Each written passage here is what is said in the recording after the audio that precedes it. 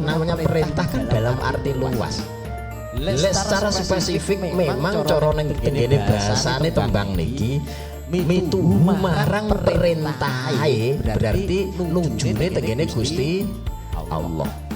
Nanging sing jenenge wong urip pasti akan menemui perintah-perintah, mbuh perintah saka wong tuane, perintah saka gurune, perintah saka bose. Prangge ngoten to? Ngoten lho. Mergo apa? Minangka awake dhewe iki sebagai hamba, sebagai abdi. Kan ngoten.